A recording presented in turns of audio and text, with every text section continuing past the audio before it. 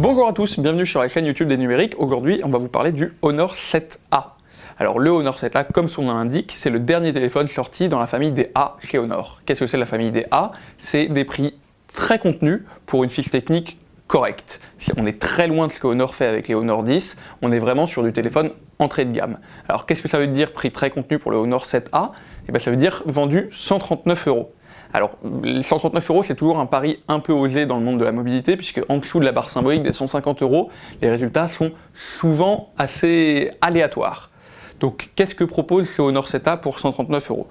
Question spec, on a un écran de 5,7 pouces au format 18/9, ce nouveau format un peu plus allongé que ce qu'on avait jusqu'ici.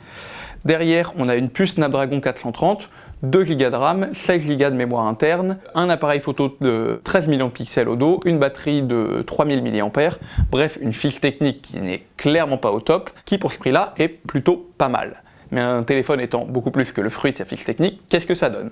Eh bien, on est assez agréablement surpris par la qualité de construction de ce Honor 7A. Honor montre encore ce qu'il peut faire avec un tout petit budget niveau qualité de construction.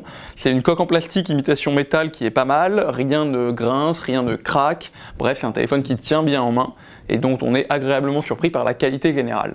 Maintenant, qu'est-ce qu'il vaut techniquement?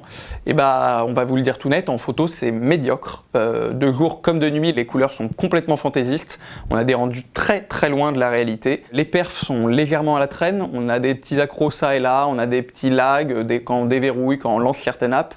Bref, il faudra se montrer patient. En autonomie, qui est un point important, il n'est pas terrible. Honor promettait une journée, même en utilisation intensive. On a ça et pas beaucoup plus. En gros, il faudra penser à le recharger tous les soirs.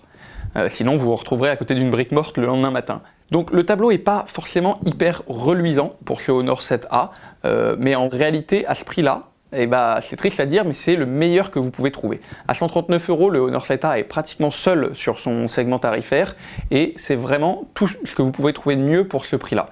Maintenant, si vous mettez 30 à 40 € de plus, vous pouvez avoir des téléphones beaucoup plus intéressants, qui font beaucoup moins de concessions, et si vous pouvez le faire, on vous conseille plutôt d'acheter du Honor 7C, ou même d'aller jusqu'à 200 € si c'est possible pour acheter des téléphones qui ont des fiches techniques beaucoup plus intéressantes.